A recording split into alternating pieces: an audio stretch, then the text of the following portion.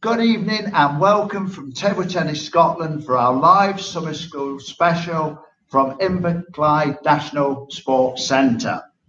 Our guests tonight have all appeared on Monday night Zooms on many occasions. So it'll be a short introduction with Gordon spinning the laptop. And we have on my right, Colin Wilson. Colin has been directing this course at Inverclyde National Sports Centre in Largs. And Colin, as we've learned from previous Zoomcasts, is a Commonwealth medalist and an England international.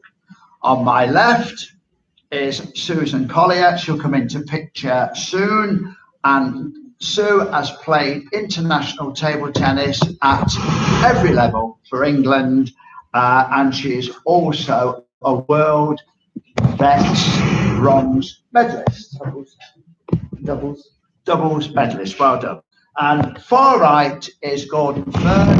And Gordon is a multi-award winning coach from Nottingham. As you know, Nottingham is the home of the double European champions, Nottingham Forest, but we won't go into that.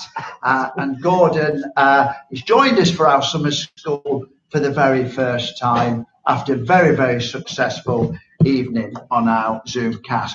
Behind the cameras, which you will not see, are members of the summer school's participants who've been put through their paces throughout this last 3 or 4 days.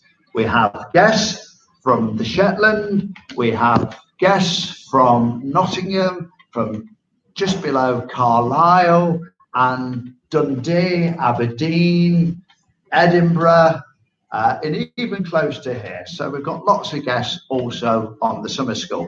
Right, and as we always say on the Zoomcast, please text in your questions and comments and they'll be picked up by Colin and Gordon. So, Colin, 25 years ago to the day, you and I were we were running a summer school here at Largs. What's changed? The building at Largs has changed. It's a gorgeous, disabled friendly, really well thought through venue. I'm loving it. I'm loving the lighting because you had, I think, 500 lux because you had half the lights on, and then it's you can organize the lights according to strips and according to dimming, so you have all the lighting that you want for a particular session. And we just spent the session this afternoon with 1,000 lux of lighting, so we could have run a World or Olympic Championship final today. So that's been really nice. So yeah, that's changed. What hasn't changed is we've got a ton of enthusiastic participants coming along, and it's just a privilege to work with people that want to learn and that push me to be better. So as a coach, it's really great to be working with so many great people. Okay, right. Susan, you've been on many national training camps. You've been on England senior international camps at Lilleshall and probably Bisham Abbey and venues like that. How does this compare? Well, Lilleshall was where most of my training camps were. I mean, it was very nice. It was quite old at the time, and then they built a new bedroom section sort of down in the grounds, which was nice. But this is, I haven't been here before, but it's perfect for what we need. Bedrooms are really nice. Unfortunately, I didn't get to see the view. Next time. I'm invited back. I wouldn't mind one. So you've got everything you need. The group are fantastic. Lovely to meet different people from different places, standards. I can't fault the layout and the premises. It's not fully open, is it, because of COVID? But there's nothing I could thought about it. If I can stay with you, Susan, when you've done an England national training camp, you've been working with players like Jill Hammersley, Des Douglas, and European champion John Hilton, under the guidance of Don Parker and all the other national coaches. The exercise you do on a national training camp, have they differed greatly to what Colin's been doing? Has Has it been similar? How would you compare a national training camp with those great players compared to what we've been doing here? I think this is a much better way, but you're going back 30 years probably. So I can remember at the training camps, your Walnut was running around doing exercises. We used to run down the drive of Lillishall and back again. And then it was exercises, but none of the in-depth stuff that Colin does now, or the theory and psychological. You were just given an exercise to do, and that's what you did. Yeah. Okay, so again, I'm going to stay with you again, put you on the spot again. As we've said earlier, you played for England at cadet level, you played for England at vet level. So most people would say that Susan Colley has learned nothing this week because she knows it all. What would you say about that? I've learned more this weekend, well, for years. Yeah. I'm not the best player ever, and you can always improve your game. And Colin's taught, well, everybody a lot. I think, most people are impressed, but I'm very impressed with his knowledge and his explanation of shot production and the mindset behind it all. I've learned a hell of a lot this week. Okay. In fact, we go on another week if you want. Yeah. Okay, we can spin the camera around to Gordon. Well, let's just take Gordon first. Welcome to Scotland. And we always do birthday wishes on our Zoomcast, and you had a birthday yesterday. So yeah, I was 22. Yeah, 22. Yeah, car insurance goes down now, Gordon. Gordon, first impressions of Largs. Lovely, yeah. The venue's really nice, as both have said. Ideal conditions really for training. Like I say, probably with COVID, it's a little bit restricted, but yeah, the views are fantastic when you get out and go around and walk around. So yeah, fantastic. And working with Colin, how have you found that? Yeah, it's been great. It's first time I've worked with Colin, so it's just like trying to bounce ideas off each other and get to know each other. But yeah, very impressed with, like Sue said, with the knowledge. Yeah. Quite a few things that I've sort of brought up is sort of what Colin's been saying as well. Sort of, I said to somebody, it says, "Oh, have you just been talking?" We haven't, but it's something that we'd have both picked up on. So that's really good. Right, I'm going to go right to, I'm sure we do have brilliant. I just want to ask Colin a question before we pick up some of the questions. And when you do pick up the questions, Colin, if you can tell us who they're from. What's the point of these summer schools, Colin? Well, they are performance camps, so it is about getting better at the sport. But I think it's great to have adults that want to learn more about the sport and modern methods of performance improvement. And there's a lot of people here that can coach. And also, we've obviously got Sue, Gordon, and yourself, and I think we've been working pretty much hand in glove together. But I think the point of the camp is to help people to have a good time, to help people to get to have a good social experience, for the juniors to learn social skills, to learn about all the ins and outs of nutrition, psychology, and all of that stuff, and help them to become better table tennis players and hopefully better, more successful people and contributors to society as well. So we just want them to grow in every dimension of their lives. Okay, I think we'll take, just for the benefit of the audience at home, because of the possibility of feedback, even our audience are putting their questions through the YouTube page. And Colin, is there any? Yeah, so first I've got two here. First question is from Jonas, who's one of the course participants this week. Would you recommend more juniors to start chopping? Colin, do you want to take that, or Gordon? Gordon, you take that. I think it's that's an individual choice, really. Like I've said before, I think if somebody's got that natural ability to want to go and chop, then that might be a possibility that they're going to be a defender. But it's very, very difficult nowadays to defend. It's a lot harder than it used to be. Very, very difficult. But I think you start to curb natural instincts. It becomes really a hard thing to do, to sort of say, okay, no, you can't be a defender, especially when they're going back. But I think you have to make them it doesn't mean you're not an aggressive defender and you're not a positive defender. So I would always look, and if that's what they want to do, I think that's where I would go, because you're trying to change their natural instinct. So I personally think if somebody wants to chop, you put the pros and cons of that, but also sort of go with where they're coming from, really. Again, like I think I said on my own Zoom, it's their session, it's where they want to be, not where you want to be. And I think that's important, but just be aware that it's a lot harder to be a defender now. Definitely. Okay, I'll just stop you there, Gordon. Yeah, it's a much longer apprenticeship. Right, Colin, you're the father of Britain's top backspin player. Under 21. Under 21. What, is anybody better over 21? Backspin player? Fair point. Okay, so let's we'll talk about it for 10 minutes and then we'll agree I was right.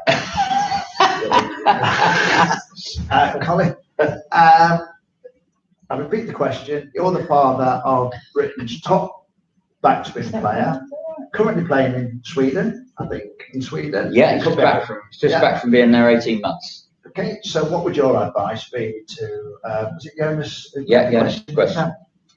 I think if I had to give a one-word answer, Jonas, I'd say yes. I think there are probably some table tennis juniors who are suited to chopping that have never been given the opportunity, and I think probably that's what Gordon was getting at.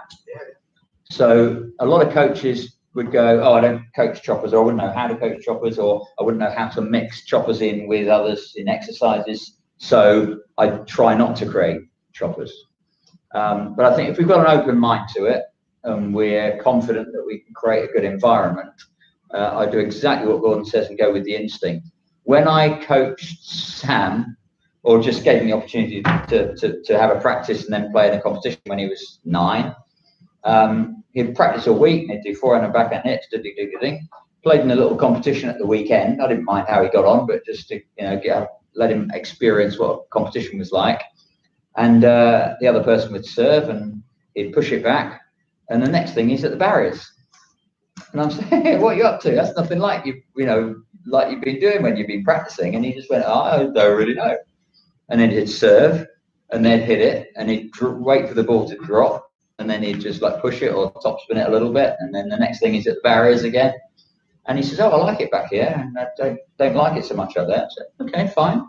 So I just went with it. And but I think there's a difference between in the terminology now. So certainly he's a chopper, but you give him half a chance and he's going to have the ball past you before you know it. So I don't think there aren't many just plain retrievers anymore. I think if you're going to get to a good level, you need a very, very strong attack on both wings. So we've developed that. So you need to have an instinct to attack as well. He'll tend to chop more on the backhand and topspin more away from the table than the forehand, but he's got a good forehand chop. But we don't use the term, I think words are quite important sometimes. I think about a number of the words, as you know, in table tennis. But we don't call him a defender. He's using a chop because we believe that that's going to give him the best chance of increasing the probability he's going to win that point. What's defensive about that as a mindset? So yes, he chops, but he doesn't defend. Now, there is an element of he will tend to drop back and take the ball later naturally, and that's why we've gone with it. But I never call him a defender, because that will embed a mindset subliminally that he doesn't need. We want him to be an all-rounder, and he does play an all-round game. Yeah. What I'd like to again move across over to Susan for the next question. Again, with your experience of national training camps, Susan, and you've been to many, would you say a summer school is a good preparation for somebody to stay away from home and get used to that residential environment? So if they are selected to go on a national training camp, it wouldn't feel unfamiliar to them. Do you think there's that kind of benefit, or would you say it's two things different? No, I think this is a good stepping stone for any sort of training development. I mean, I didn't know any, apart from one or two, I didn't know any of the people that are on this course this week. And I think, especially for the youngsters, I think they've got a 12-year-old. I mean, that's a big thing, coming away from home. Yeah. You know, I remember a cadet going to a training camp being terrified. Yeah. You know, but I think they're quite happy with being here. And everybody looks after everyone. I think we've become quite a big family over the week. We know each other's needs. We know who needs, you know, keep checking on people. I think it's really good to get away from home. And before a national training camp, which will probably be quite intense, this is just a breakdown and taking you back to the drawing board to prepare for improving your game, you know, at later dates. And I think summer schools are really good. Yeah, good. Good. I don't ever remember going on a summer school. No. It was just training camps. Gordon, anything to add to that? In terms of In terms of preparation, it is a summer school. I mean, you run your own summer schools. You've got one coming up with Emma Vickers, if anybody's in. Tell us about that. What have you got coming up, Gordon? Well, I think we're going to have the camp at Christmas. Emma and myself started a camp. Emma Vickers started. We started a camp about 5 years ago, and we just wanted to make it a little bit different as well. So we've talked about mindset. We themed the camp, so it'd be marginal gains, mindset, that type of thing. Ours is just a 2-day camp, so with 2 day, what I like about this is you've got a little bit longer to sort of get to know the players, get to know their strengths and what they want to work on. In 2 days, we try and not cram too much information in. I think that's important, just being able to, I want somebody to come away from a camp to be able to take it and work on. So it's just trying to work that in, really. But with having longer and with being residential, you get to know the players a lot better. You get to know them out of the setting of being in the environment of the coaching area, so you can chat and talk. And I think that's the key for me. Yeah. Colin, obviously we're not on the table all the time. As you say, when we play table tennis, we're only on half the time if we're playing a match. But what are the benefits of the non-table tennis time on a residential camp? Well, hopefully, and I think we were pretty well this week. Just the social, the missing, so that when you see each other at tournaments in the future, you'll know people better. You can have a better time at competitions because you'll recognise people that you've been on a camp with. So it's great to mix in and create a community of table tennis in Scotland to help to meld that all together. So I think that's really good. In terms of the learning, we want to have sufficient breaks that people can relax, they can recover, they can reflect on what they've been doing, and that's often when the learning happens. It's not in the session, you're just fighting and scrabbling to make it work and trying to take it in. But it's actually the period between sessions that it starts to sink in. And what you'll sometimes see with some of the juniors is that they'll start off okay, they'll get better for a while, then you stretch them a bit more, they can actually go down in standards, they get tired, and they're trying to take it in, and they're doing a great job of making the effort to make it work. But as they get tired, mentally and physically, the standard can go down a little bit, but then they have a break, have a lunch, have a little kip, have a little bit of a play, a few games with their friends, a little bit of a rest. And then when they go back on the table again, they're better than they ever were. And that shows that the learning is happening in between the sessions, not just in the session. So that in-between time, in between sessions, is really important to help people to learn and improve, I think.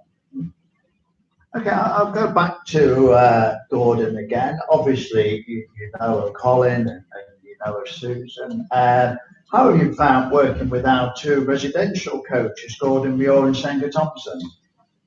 Yeah, fantastic. I think the more people you work with, the better you get in sharing ideas, getting ideas, and hopefully those guys have picked some things up that I've probably done that are slightly different as well. So yeah, just being able to sort of pick up ideas again and making those, like Colin says, really making connections with people. I think that is so valuable because they're a resource for you.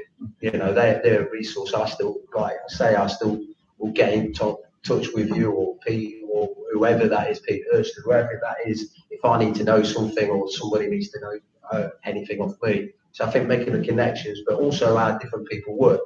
You know, I'm busy all the time. That, you know, and that somebody slows me down. You know, so I think it's great to have that contrast of styles as well with people. Okay, Senga, you've not worked with Senga. So Susan, you've not worked with Senga. How have you found them? Pain in the backside. No, to work absolutely. Yeah. I've known Senga for years. Not in a coaching level, but you know, at tournaments we're always watching players and talking and giving each other advice on, you know, how you coach, and you know, Senga does the child protection as well. So which is fine. You know, we've had a few sort of first aid issues, and it's been really good. I feel like we're a group of coaches that you can go to each other, and or I hope you feel that you can come to me, and we share our knowledge and experience. I love some of the practical stuff that Gordon's doing. I think that a few of the younger ones didn't know if it was relevant or not, but there's a lot of quick reaction exercises that I've seen him doing that I think are really good. You know, we didn't used to do that sort of thing. So I think that's developed. We used to do, you know, short sprints and shuttle runs and big tests. You know, it was good at the time, but it's developed with time and knowledge and what's the word? Technology, I suppose. Yeah. Okay, obviously you've known Senga from the international tournament circuit, and is it, Colin, your first time working with Gordon Muir? It is. We've not worked together before, so it's really good. We've got Gordon on the table quite a lot of the time. He's such a good player and such a good mentor. So he's doing one-to-one work, taking the themes from the camp and then doing his one-to-one specifics with various players. Sometimes he's walking around giving tips and hints around the hall. He's a great person to have around in between sessions, and he's a go-to person for some of the youngsters that know him and trust him. That's been great, and it was really nice today to put him under a bit of pressure and do short play and then long digs to get his quadriceps working in and out of the table. So it was good. But what a great player! I've enjoyed doing the demos with him, have you? I've enjoyed doing the demos with him. So he's done lots of demos with me now. I think we could go in a circus now. So. Right, yeah. Okay, right. We've always said this is just so people appreciate how our summer schools work. We've had a lot of day coaches as well. I'm going to ask Colin. I'm going to go back to Colin because he's the one who's had to coordinate them. We've had our national selector, Ian Ryan. He's been here every day. Roy Claxton, international umpire. He's been here 2 or 3 days. Peter Shaw, we had our customary chopping day where Peter and Colin interact. And today we had Lindsay Muir, Gordon's dad from the Murrayfield Academy, which I said on day one. The Murrayfield Academy at the moment, both the British champions, the Scottish team, both players are from the Murrayfield Academy, Colin Dalgleish and Callum Morrison, and that's all down to Lindsay and his team, because he won't take the credit himself. Right, so Colin, you've had to deal with all these coaches popping in and popping out. How do you, this might be helpful for our coaches when they're having to work with coaches. How do you coordinate that? Some of them you don't even know. Yeah, but I've been to Scotland many times before. You've invited me, and I've worked at clubs, including Murrayfield, in the past. First time I've worked with Gordon, and he's been an unbelievable number 2, fantastic. But I think over the years, you kind of know of each other. So Gordon's been great. I followed him for many a year, and he's got skills that I don't have. So I just think about what people's strengths are, and think about what they can best contribute to the whole. And I'm fairly flexible to begin with because we're getting to know the players, and then a little bit more structured as we go. But I've really loved working with the coaches. And when I come to Scotland, I've been here often enough that I know that I can trust the coaches. I may not know them personally yet, but I know the system, I know the culture. I've been here over the last 30 years. And so if I can just do a short explanation of the main principles and themes that I'm trying to get across, then Roy or Senga will just give me a quick nod, and I go, yeah, they've got what I'm trying to go with. And then a lot of the time they've been playing one-to-one with the youngsters, and they've then taken the ideas and they've worked one-to-one and added the detail into what we've been doing. So as a result of that, we've made, I think, we've created a team. I'm really happy to take input and new ideas and be wrong about some things, and that's fine and good. And get the input from the Scottish coaches back into myself, and hopefully we made a bit of a team and a bit of a family, as Sue says. Yeah. Good. Right, have we had any? Yeah. I've got a couple more. Yeah. So, who's it from? Well, this is Gordon Muir himself. Wow. And Gordon says, which coaches are the most influential in shaping the panel's coaching style? Who's going to start with that? If I was asked that question, I'd say Peter Hurst, Peter Simpson, Donald Parker. And they're the 3 off the top of my head. But probably a coach you've never heard of, but Gordon has. A coach from Nottingham named David Lindley. Gordon knows him. A real decent person. He taught me that. First of all, you've got to be a decent person to be a decent coach. And he always had such high standards of good manners, dressing correctly on the table, shaking hands after you've lost a game, learning from a defeat. And there's one thing, and it rings in my head, and David's no longer with us now, but he said in those days, treat every point as if it's deuce. I know there's no such thing as deuce in table tennis, but in other words, treat every point as if it's 20 all, and also every training shot as if it's 20 all. I can still hear that ringing in my head. So Dave Lindley was my paternal mentor, and there's obviously been others. And it's often said, you always think of somebody older than you who's been your mentor, but we're not Johnny Know-alls, and I've learned so much from Colin, and Gordon this week, and I've been fascinated by some of the stuff Colin said. I've never heard it before. I was watching Gordon. I've been dying to see him on the woggle board, dying to see his exercise on it. I've learned, so as I say, we learn from each other. So your mentors you can look up to your mentors, but bear in mind, these youngsters, Colin and Sue are youngsters to me. I can still learn from them, and I will do. And I'll steal his ideas, and I'll steal her ideas, and I'll steal Gordon's ideas, and I'll tell everybody they were mine. Susan, your mentors as a player? Which coaches were the most influential in shaping your coaching style? All right, so my first coach from my hometown of Maidenhead in Berkshire was a man called Hugh Bartholomew, and we played a lot of one-to-ones. We had a Maidenhead closed every year, which I always felt like it was Wimbledon, and I think I've got the record of the most mid-singles titles on the row, something like 17 years, I think. Mary Stafford, who's no longer with us, used to hold it. He was very good, and one phrase I got from him that I hear is when if somebody lobs to you, he used to, at the end of every practice session, he'd say, you get one a night, and he used to do an enormous lob, and you had missed it, or you got it, but the pressure was on. And then I was put through to Amiga in Reading, that developed a lot of good players.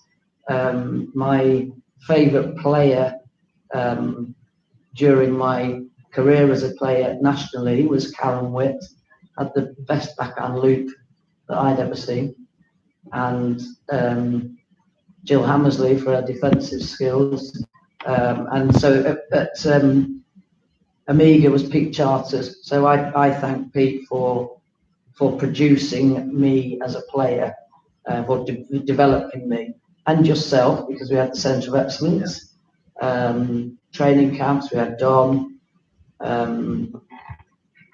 Peter Hurst, Peter Simpson, and Jill. But I think my in my head, that's made me who I am, was Pete Charters. Good. Gordon? Many, obviously yourself, David. David was my coach. I took a lot of influence off Dave, and I think, like I said before, with David, I always felt he had patience with you, which I found was really, really important. Patience to let you be you and try things. So David definitely. Pete Hurst again, a guy who's probably ahead of his time at the time. I always feel, and I didn't really know Pete until I started working with him, because he was quite scary to you as a junior. But I started to work with him and just pick up so much from Peter in that year I worked with him. I think I always had my own beliefs as well in coaching, so I'd always, like you, Dave, I'd case, copy and steal everything. I'd steal everything, but I'd only use what I thought was useful. Always there were some bad coaches that I thought was important because I didn't want to be like them. So I thought that was really important. But also outside of table tennis, Dave Lindley, who you mentioned, who we both know very well, what a gentleman. And he just, I had a little bit of a temper when I was playing, a little bit of a temper, but he always calmed me down, showed me the right way, and gave a clear path and kept things really simple, which I thought was important. But because I don't just work in table tennis, there's been so many, Bill Furness, who coached Rebecca Adlington, just watching how he worked. And I was lucky because I worked within a council that was sport specific, so there was a lot of people around there. But also guys like, John Wooden, the basketball coach, some of the stuff that he did is still relevant today. And it was about people, his coaching is about people. I always said that one of the best observation coaches was my dad. He just observed things. He never coached in his life, but he could tell you everything that was going off on television because he observed well. And I think that's a key, to observe, really to observe and really to listen. So I've learned little bits of different people and tried to shape it in how I believe I can coach and go with my personality. I can't be anybody else. Okay, that's excellent answer. Colin? Okay, so this was Gordon's question, right? Gordon Muir's question. So shaping me as a coach, most of the people that you already heard, Dave and Sue and Gordon talk about. I didn't know Dave Lindley, but he might have been the biggest influence on me as a coach, even though I haven't met him, because of the impact that he had on Dave and Gordon and others. So these seep through the generations, these coaching qualities get seep through the generations as you go. So you don't even know who your mentors are, because you learned it from someone, but they've learned it from someone, they've learned it from someone over the years.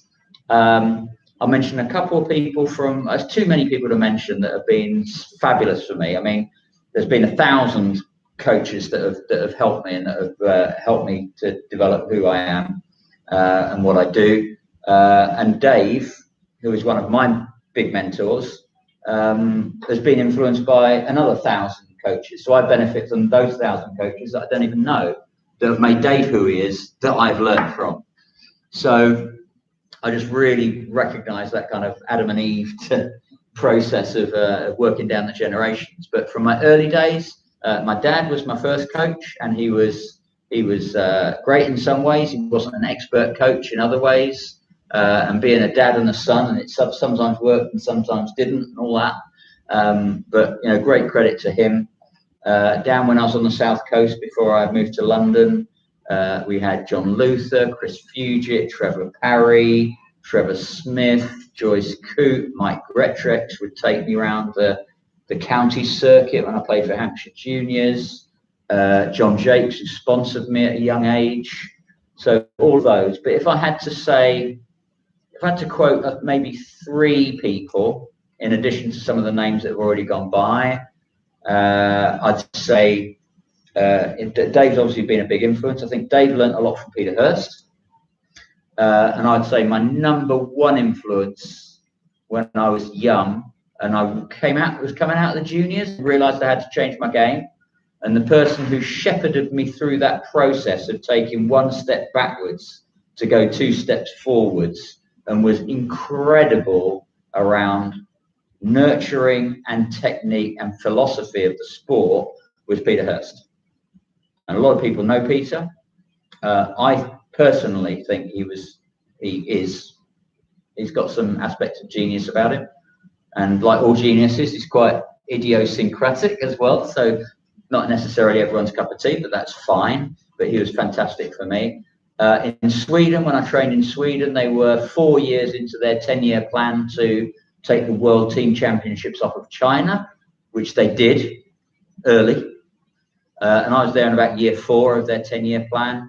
And the national coach there learned an incredible amount from a number of them, but I'd credit primarily Glenn Hurst, who was just terrific. Learned so much there. And some of the things that I had on the flip chart today, I learned from Glenn. And then I now coach business coaches as well. So I help new and experienced business coaches to become better at what they do.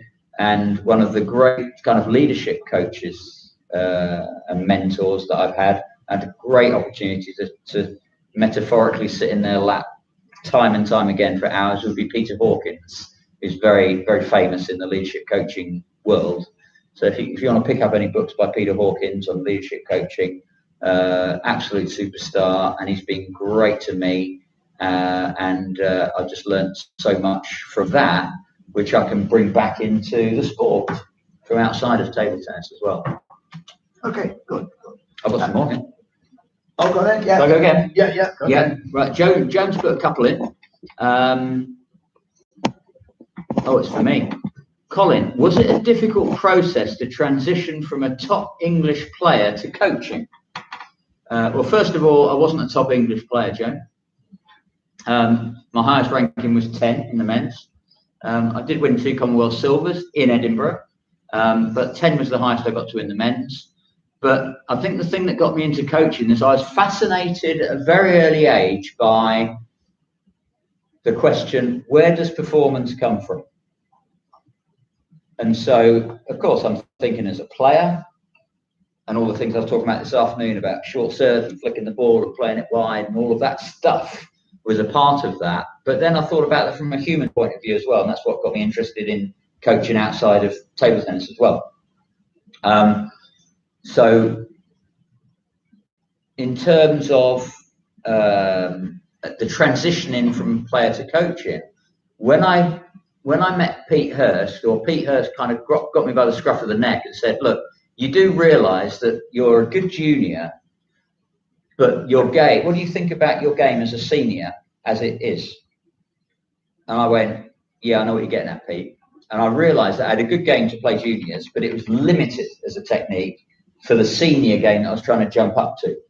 So I worked with Pete, and because Pete and Dave are coach educators, they helped me to understand the game and think like a coach. And I was, 17, 18, 19? And they dragged me around to coach education courses and used me as a technical model and asked me questions in front of the group, a little bit like this. So I learned at a young age around, coaching principles. And I think I've been coaching for decades, because I was kind of coaching before I was 20, really. Yeah. So for me, the transition was very natural. The question for me was, how long do I play, and at what point do I stop playing and do more coaching than playing? So that's quite interesting. And then Joan says there's a second bit to that. Is Colin ambidextrous, or did he learn to play right-handed in order to do demonstrations? And the answer to that one's really simple. I'm not at all ambidextrous, and I learned to play right-handed in order to do demonstrations. Absolutely. Okay, are there any more? Yeah. Yeah, go on. One more here. We haven't heard one from Ben yet. Ben, No, we haven't had one from Ben yet. Ben, you've not put a question in. No, that's it for now. That's Back to you. okay. Right. What I was, we've looked at it, the coach educators. We've looked at it, the actual the course itself. I just wanted to do, just for a light-hearted thing, it's probably get a show of hands before I get the. Are these camps once a year enough, or should they be twice a year? Or who thinks once a year is probably just about right with everything else? And so, who would like to see more? I'm curious. Yeah. Oh well, there we are. There we are. So what's the answer, Dave? For the people on the camera. Sorry. Well, the people on the camera, yeah, that's it. They can't. We've not got one of these 3D cameras, have we? So they can't see. The general feeling is we should be running more. So that's encouraging for all of us. As we were saying today, I'll go back to Susan here, and I have said this. Apologies to the ones who are live. Is when the players come to a summer school, they will arrive here one standard on the Monday, whichever day you start. We started on a Tuesday, and it is possible they may not see a change in their game when they leave on the Friday, and it's possible their game actually goes backwards. So they could be suing us. Now, why might their game go backwards, Colin, following coming on our summer school? Simple. Learning usually involves unlearning, and unlearning is more difficult than learning. So if people decide they want to change something, well, change equals loss plus gain, and normally in that order. So you've got to let something go in order to create the space for something new to emerge. So for me, it's very, very natural that you're going to go backwards before you go forward. So you go one step backwards, two steps forwards. Doesn't always need to be that way. You can just build on what you've already got, and we try to do that as much as possible. It's a fine art in coaching of how much of what's existing to leave and what you want to tinker with, and are you changing things incrementally, or are you changing things transformationally, and what's the minimum disruption that you can create to allow that process to take place. But I think it's perfectly natural that when people are thinking new things, it interrupts their thought processes as well as their muscle memory. And that's why what we try to do here is give people the tools to go away and practice for the next few months, even weeks and months, to put into place some of the things that we've discussed. And we hope, and we sometimes have evidence when we come back, that that's happened, and people have taken some ideas and they've improved considerably. So we'll keep at it. Okay, I'm going to sort of advance that question for Gordon. Somebody on this course playing for 4 days solidly, Gordon, when would you expect to see a noticeable difference from your experience of coaching international players? Next week, next month, 6 months' time? I think what Colin's right, and it could happen any time. So all of a sudden you might think, what have I really learned? What have I taken away? And for me, one of the key things, you've got to be ready to learn. If somebody's not ready to learn, or whatever Colin, myself, Sue, or anybody else says, you're never going to learn. So you've got to be open to learn, and you've got to be open to sharing ideas and saying, oh, okay, let's have a think about how I'm going to implement that. But you might not think you've got anything, and all of a sudden it just might go, oh, where did that come from? How did I get that? Where did that information come from? I know I got it from here. So it doesn't automatically happen straight away. Some people might come away from these 4 or 5 days and go, I'm really improving. And then it goes again. And then they get it again. And some people might have, you know what, I've had a little bit too much information, I'm not sure, where do I take it? But I think, to me, it's about people actually taking ownership and saying, okay, what can I take away from the camp? So hopefully some people have taken away and made some little notes of the camp and saying, okay, what can I work on? What's important for me? What can I actually take away from this camp? Because there is a lot of information. There is a lot of things you can do. You can do footwork. You might do some of the exercises that I've said, but you might not. It's up to you to actually be responsible for your own learning as well. I think that's an important thing. So don't expect all the answers. You've probably still got to get the answers as well. But to me, learning can take at any time. I was a late developer. Coaching I found quite easy. I'll be honest, I found that quite natural. Playing I found really difficult. Really difficult. It wasn't natural for me to play table tennis. And I didn't really start getting it until I was about 18, 19. I never got it as a junior. So again, that pressure as well to think, oh, I've got to be doing this, got to be doing that. So keep it simple, but take responsibility. But it can come at any time, I think, Dave. Okay, just because Susan's been there, played that level, she's done it.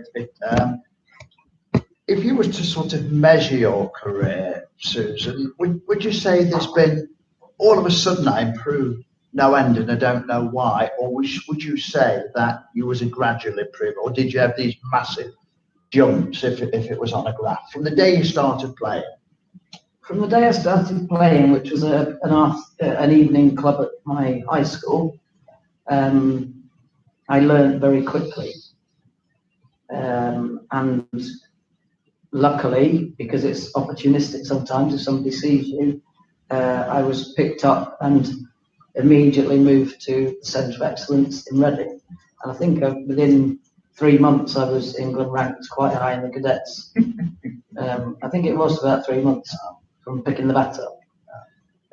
But then, you know, like mine's been gradual, and then you do plateau, but you've got to keep up practice. You know, practice makes perfect. You know, anybody who's read Bounce or anything Collins talked about, you know, the hours, I don't do it as much now. I'm a vet and, you know, I have to work full time. But I think what you bring out of something like this, like you said, take pictures of the flip charts. It's not suited to everybody. There's some of you that won't need any of the information off the flip charts because it's not relevant to your game. It's definitely things I've learned that I'll be taking away. For example, if you're playing a match, you might suddenly think, why am I not winning that point? And you think, oh, that long fast dig that Colin was on about. You know, you might pick also go away and practice that. It might win you a point in little things that you can just develop on. But mine was probably quite a quick up and then plateaued off. Yeah. And then I had to sort of start at the bottom again. But the memory muscle was there. Yeah. Or the muscle memory. Okay, I'm just going to push you again, Susan, on this. I mean, I watch you grow. I watch you grow, and I could see we've got a talent there. If only we could control it. Were there? Well, I do remember. Is when you got frustrated when you went like this, Susan. But then you went like, it didn't go down, but you sort of were working hard and you plateau. Now, how did you cope with that, or didn't you really cope with that? I think, you know, in my time as, you know, between the teenage years, there was a lot of pressure on. Yeah. And I remember, you know, my parents pushing me. I mean, God love them both. My dad was, you know, he was so enthusiastic. We'd go down the leisure centre on Christmas Day and play. You know, it was just. He used to come to the tournaments and he'd never come in the hall. He'd just see him looking through the window. And if I broke my bat, he used to take me straight home again. But I think you get to the point, if you're not enjoying it, you don't put the work in. So I didn't have much of a school life because I was always taken out of school for training camps, going abroad, you know, so I didn't have that. And I started to resent it at some point as a teenager. You know, my mum saying, you know, why are you not practicing? It's like, well, you go and practice if it's that important to you. You know, you start going through a bit of a rebellious stage, I think, and you want to go out with your friends. But then once you start enjoying it, you've got to enjoy it. But you go through periods where you don't enjoy it. And I think a break is sometimes really good for you to not play. You know, that gives you time to have a bit of normal life, go out with your friends, and then you sort of change is as good as the rest, is what they say. Then you recharge yourself. And I'd still, I mean, I'm 54. I would love to be in a position to be playing table tennis every day. Yeah. You know, and there's a lot of improvement that I could do. Right, Susan, as an international player, who must show respect to the coaches at all time, how would you handle an international player who steals the national coach's shoes in the middle of a tournament? Well, Dave.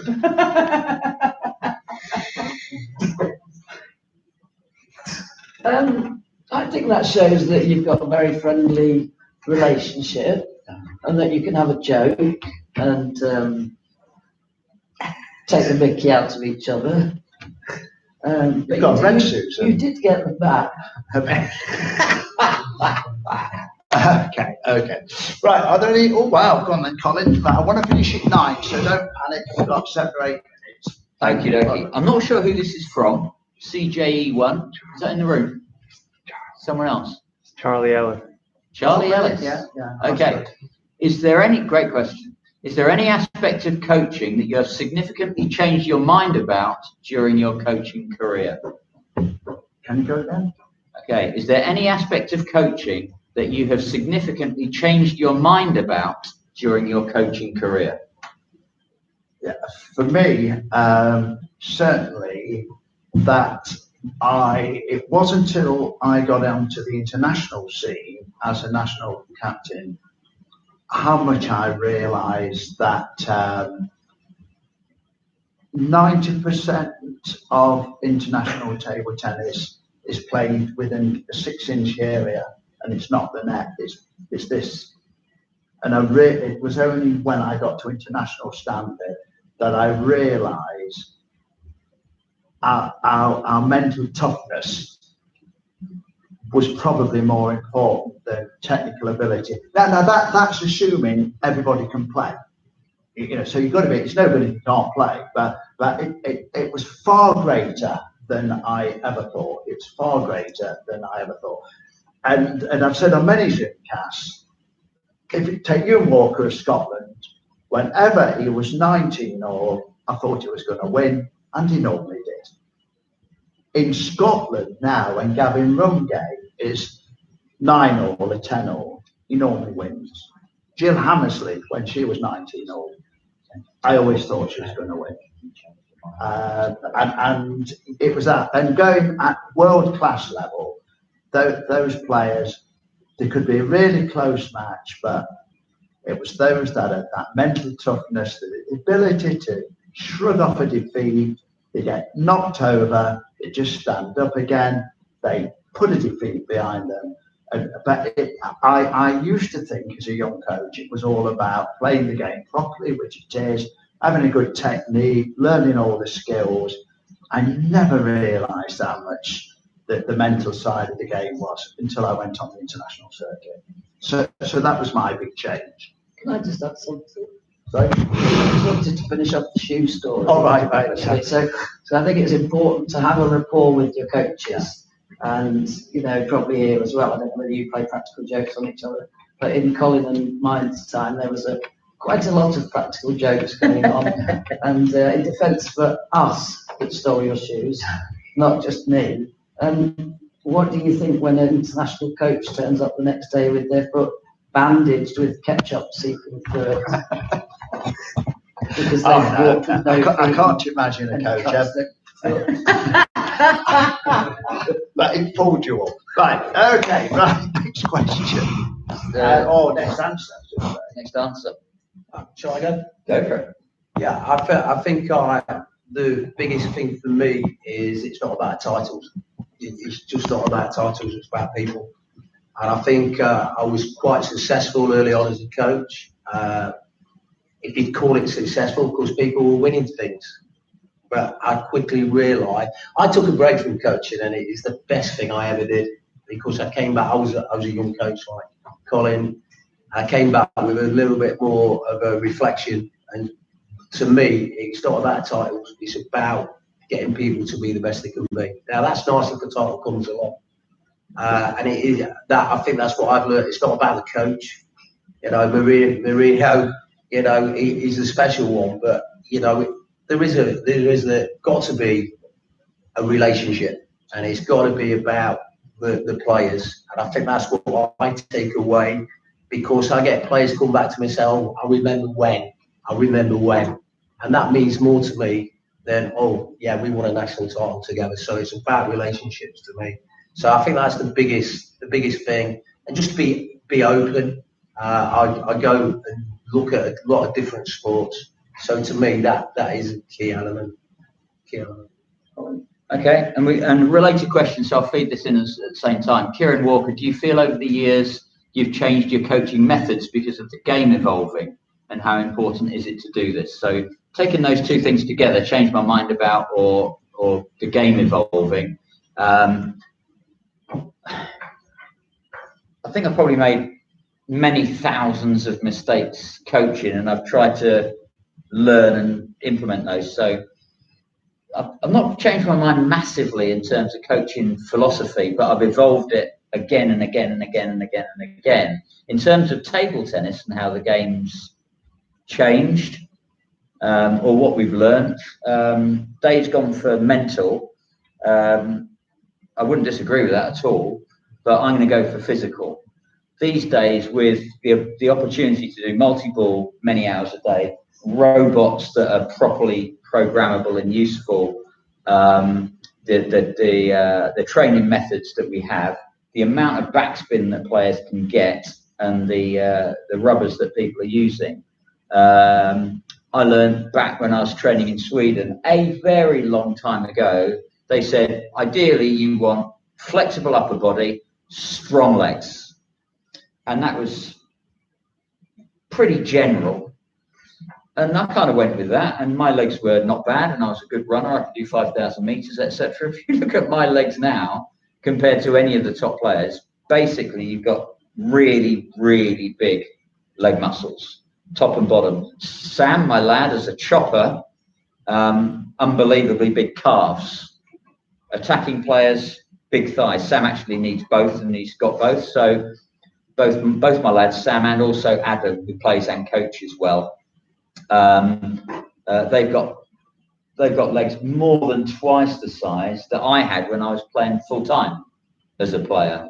So for me, the physical change, also the plastic ball, I think the plastic ball as opposed to celluloid ball, creates the need for that explosive power. So looking for strength times speed.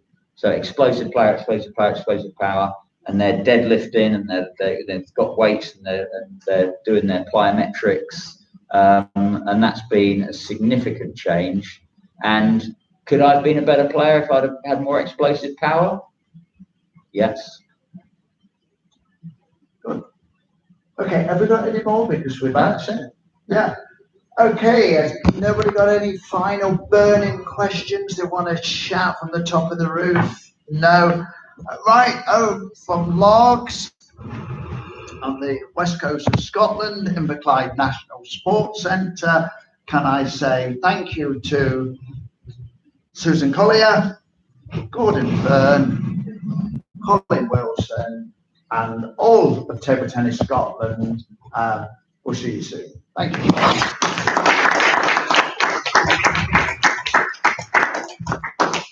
So, just on the hour. Right, can all go then. What time?